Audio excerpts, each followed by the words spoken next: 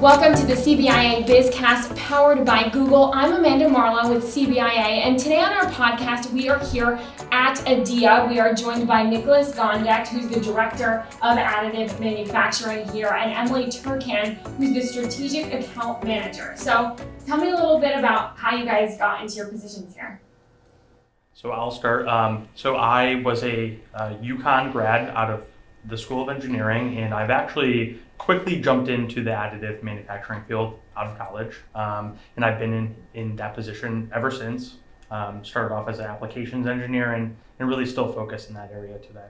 Okay, and Emily? I actually went to school with Nick at UConn, and about 7 years ago, I came into the office just to kind of take a peek around to see what he was doing for work, and I never left. I didn't know what 3D printing was, but it kind of grew on me in a sense that it was something that I knew was going to make a big impact with a lot of different, not just companies and businesses, but in education as well. So it was something that I thought would have been a really nice tool to have when I was in school. So that kind of just propelled me to where I am now with the company. So it's been about 7 years for me. All right, and this company has certainly evolved. It was formerly at 3D Equipment and Services. That's what many people know you guys as, but you rebranded to Adia earlier this summer. Tell me a little bit about the name and kind of the whole rebranding efforts. Sure. So Act 3D Equipment and Services was actually a division of a larger company. That division has always been focused in additive manufacturing. So everyone involved in that portion of the company was dedicated, but more recently, we've actually sold off all portions of our business not relating to additive to grow this into a standalone organization. So that essentially facilitated, the need for a rebranding. Okay, and how did you come up with the name? Well, it was definitely a team effort. We had a lot of brainstorming sessions. We wanted it to be easy to say, kind of phonetic. It's spelled the way it sounds, Adia. And we wanted it to be fun, which is kind of why we chose the octopus as our logo, to kind of bring a little bit of color into it as well. Because a lot of the companies that we compete with, work with in this space, it's very, I don't know even the word to describe it. A lot of grays, a lot of reds, a lot of darker colors that there's no pop of fun. And that was something that we have fun while we work. So we kind of wanted our logo to reflect kind of how we feel about what we do. Okay. So there's obviously a lot of excitement, you guys, by dedicating yourselves to this additive manufacturing. Tell me a little bit about what you guys are doing and the scope of your work. Yeah, so, I think that is the most exciting part about this job is the scope of our work. We work with, from small startups with only a few people to Fortune 100 companies across the board, aerospace, healthcare, and a lot of new organizations which are really spearheading new business models, facilitated in part by this technology.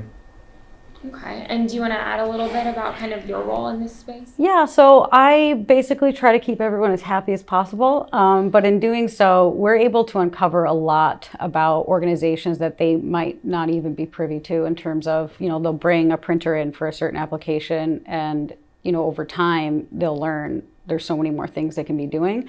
But part of our job is to kind of lead them in that direction, to get them to kind of see the big picture and not just hyper focus on one application, but to better understand how they can incorporate it into their business as a whole, to be able to have different departments utilize the same technology for different purposes. So that's been fun to kind of see the evolution of a company's mindset for additive and how it evolves. What has been the mindset for additive? Obviously, it's something relatively new, exciting, but can be expensive and time consuming. So kind of what's the mindset when you're first either approaching customers or have they already been using additive for a bit?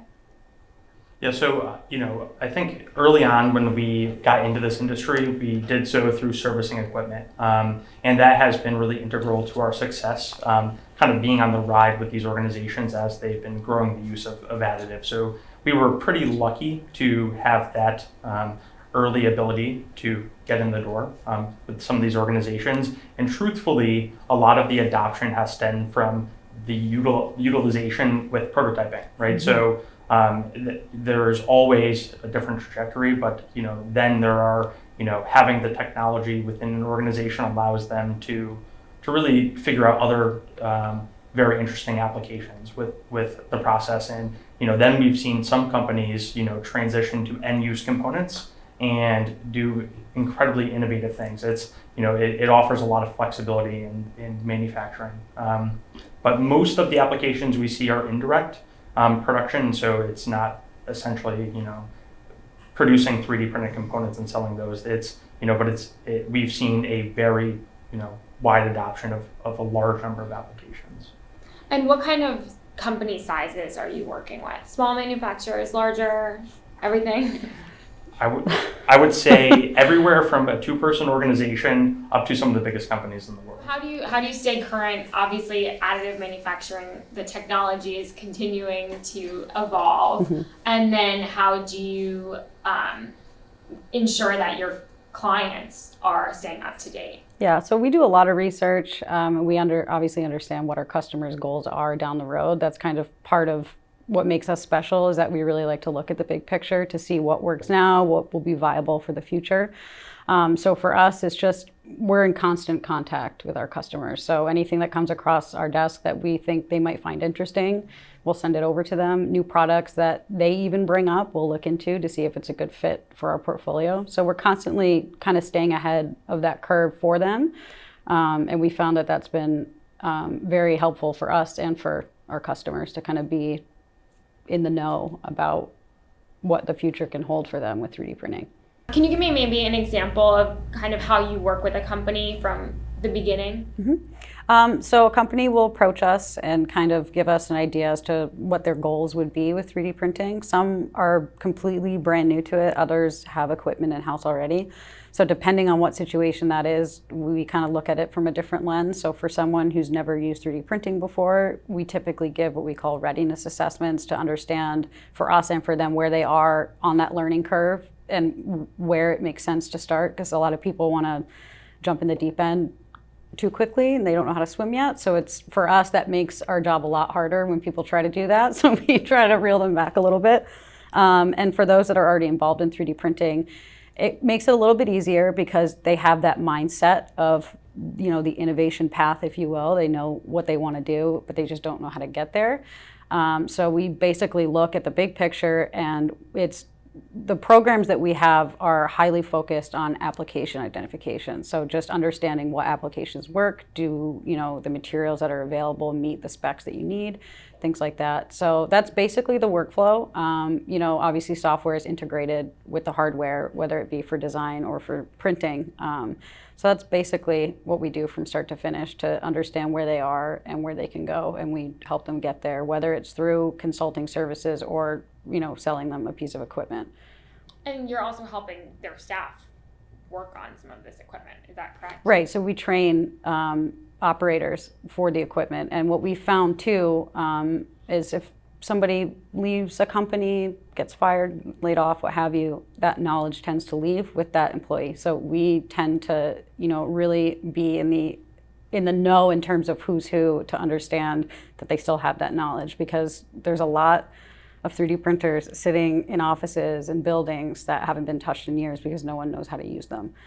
And when it comes to the cost of equipment, we try to exhaust every avenue. So for instance, we have been working with a company that we helped write a grant. It was one of the CCAT grants that was matched for a 3D printer. So there are means to get the money needed to fund some of these projects and pieces of equipment, but there's a lot out there in terms of misinformation too. So we try to kind of be upfront with our customers as to what's available.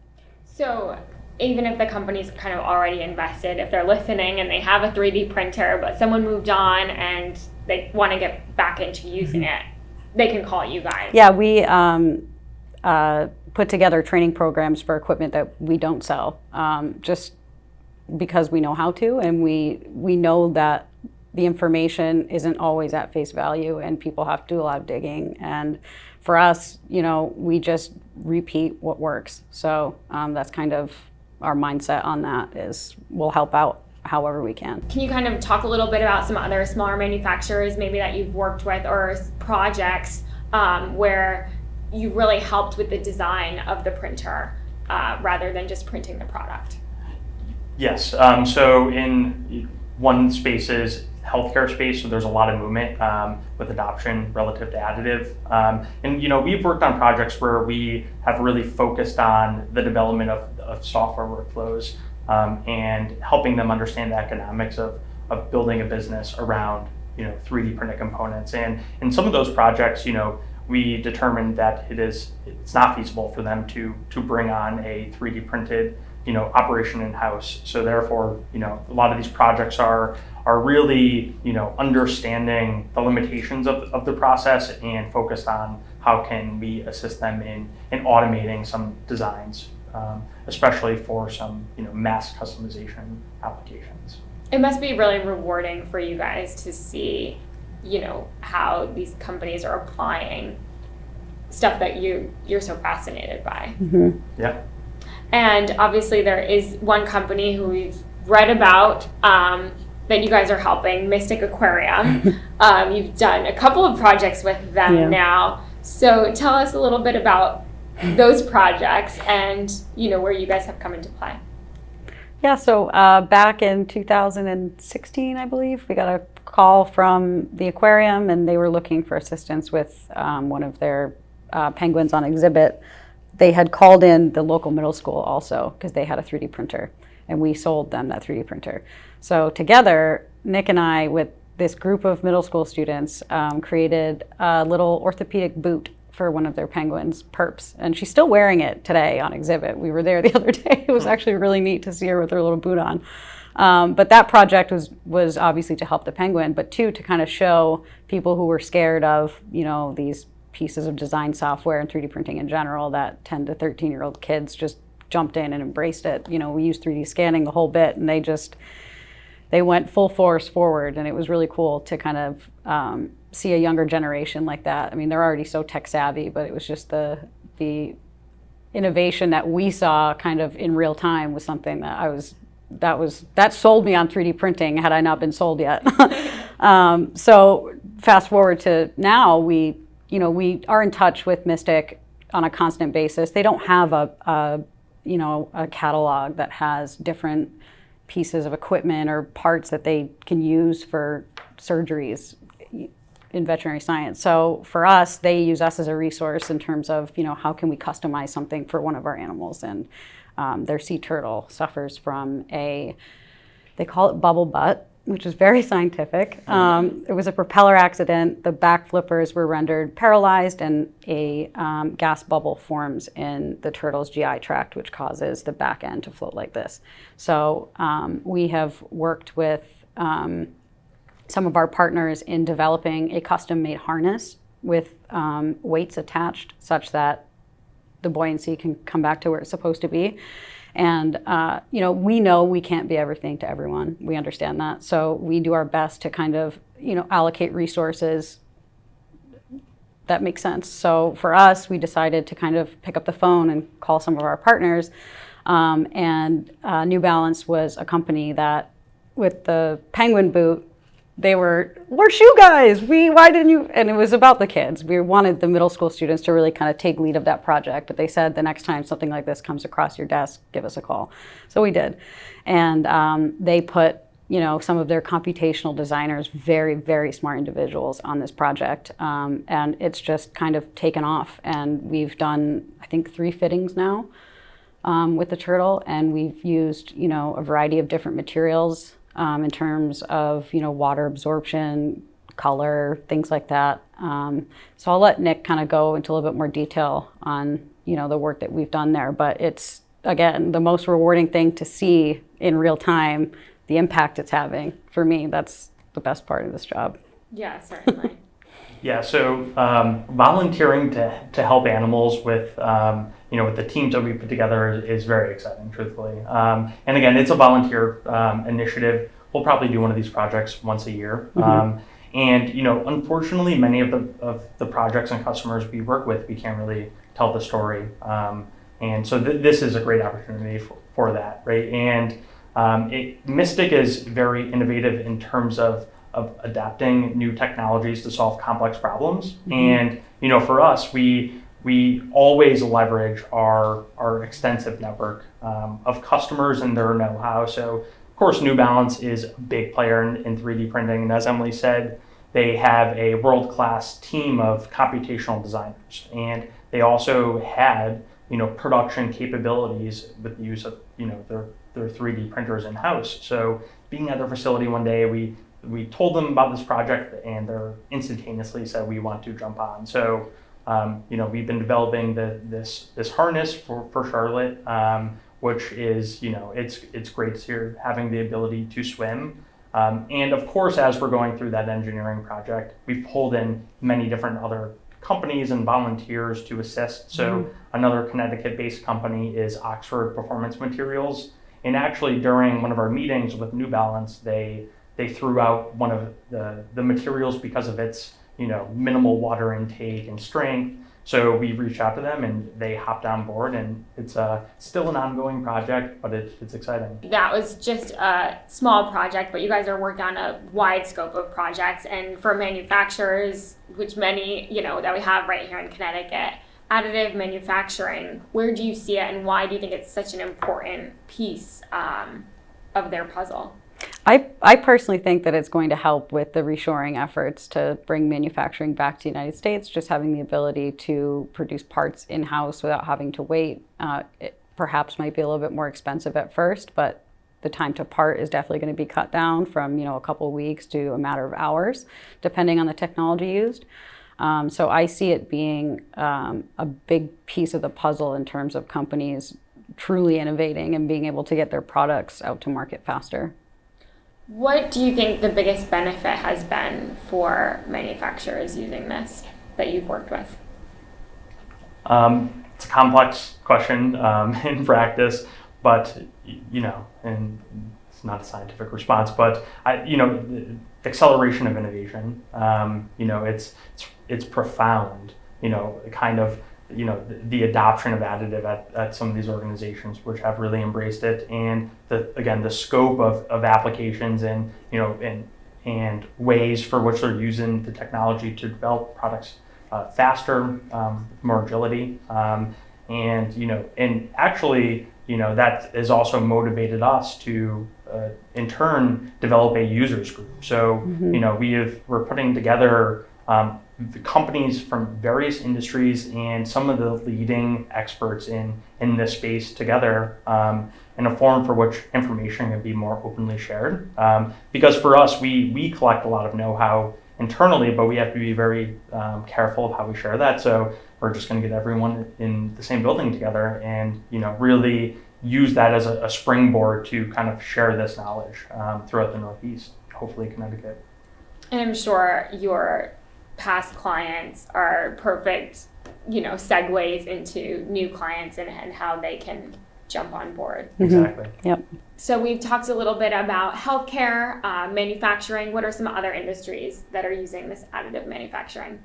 Almost every industry imaginable. I'm sure there are players which are utilizing 3D printing, and a lot of it is in product development, right? So prototyping, it's kind of the backbone of 3D printing and one of its core applications, and that's across the board, right? From architecture firms, we have some local companies here in Connecticut who will utilize that to have display models to show their clients, to DOTs who are utilizing this to present plans to politicians. But there's also many additional applications, say in healthcare, for pre-surgical models that are patient-specific training models. It's really across the board. It's utilized in far-reaching past manufacturing. Even packaging for companies who specialize in packaging, whether it be for makeup or stuff that you just have in your house. The thought and effort that goes into creating these products is something that I was completely oblivious to before learning and seeing how things are actually made. So it's pretty neat to see how they get to where they are via the use of additive manufacturing, because they're able to iterate designs very quickly. So I think one of our big focuses is in application development. So there are some uses of additive which could require a pretty long and expensive development process. So, one of our big focuses is bringing that work internally, because again, we can't share a lot of the work we're doing with, with our customers, but collectively we have a lot of knowledge within these walls, and therefore we could really do accelerated development of applications, right, for companies. And so that's one of our main focuses and that's across the board. It's pretty broad, in the industries and technologies that we will focus on. Yeah. And do you notice that clients that you're working with, you kind of help them design one model, are they continuous clients or is it like a one and done? Long-term relationships. Yeah. We've been working with many of the same clients for well over 10 years, and we continue to facilitate growth. And most of those customers are in this users group. So, again, collectively, I think having that type of forum will allow, companies that are, earlier on in their adoption to really understand how companies have benefited from utilizing additive. And I'm sure Connecticut companies, obviously you guys are global, but Connecticut companies can really get help, especially when they can come here or you guys can go there and really help them hands-on learn. Yes, yeah, and we are predominantly within the Northeast. Connecticut is our home, so but yeah, we do a lot of business in Boston, and really it's we're here to help. So we probably spend more time at our customers' facilities than we do in this building. Okay. Well, and to Nick's point on that, the customers that we've worked with for the last 12 years really do see us as a trusted resource and advisors for them when it comes to 3D printing. They'll just pick up the phone and say, hey, have you heard about this before? And it's just nice to be recognized like that because we have done a lot of great work in this industry. And as a small company, it's sometimes difficult to get that exposure. But we've managed to cultivate these, working professional relationships to the point where, we can go out and have a beer with them and just talk. And it's nice because we get real information. There's no wall up, which for us makes our job 10 times easier. So that's been nice. They don't like probably when you're pointing out the flaws in their system. Exactly. But it helps them in long run. It does. Yeah. Is that what you find a lot of times you're looking and saying, maybe this is a different way you can look at this? We say no a lot and people don't like hearing no, but they tend to understand why, and then they come back. Because it's, for us, if we don't have something that they will truly benefit from, if this machine's not the machine, and if it's a machine that kind of looks like this but isn't exactly that, we'll send them in the opposite direction. And it doesn't feel good in the moment, but it feels good when they do come back because they know that we're being honest and we're telling the truth, and we're not just, pushing a product into their face. We actually want to see them succeed because their success ultimately is what makes us successful. So. How about some other types of companies? Do you guys work with the government at all on different projects or? Yeah, so we are a nationally certified women-owned business, which gives us kind of an edge in regard to that because a lot of these government entities have set aside money to spend with minority-owned businesses such as us. So it kind of gives us that exposure that otherwise we wouldn't get. So yes, we do. So it kind of gives you an opportunity, a whole nother market as well. Yep. Okay. With the rebranding, how are you guys getting the word out? And obviously you have so many customers from your previous business endeavors. How are you connecting with them, and how can people who are interested learn more? Yeah, so we have an annual open house, which will this year be taking place on October 6th. And we invite all of our, customers, people that we've met throughout the time that we've been doing this, and we just getting everyone in the same building together to network for us is fun, and it's very beneficial because a lot of people in that kind of setting are more willing to talk to each other than it being, a formal business meeting, if you will. So for us, it's nice to kind of get everybody on the same page in a very casual environment. And, it's nice because now we have the whole building to ourselves, so we have a lot more space. With the name change, a lot of new marketing pushes, and there's a new website as well? Yeah, so you can find us at adiatech.com. It's a work in progress, but it has information about what we're doing, and there's also an area that you can sign up for this users group that we've been talking about. Awesome. Well, is there anything else that you guys would like to add? Sounds great. Well, we're looking forward to being back here on October 6th and continuing to see the work that you guys do. So thank you so much for listening to this week's BizCast. You can listen and subscribe to our podcast on Apple or YouTube. And for more episodes, head on over to CBIA.com.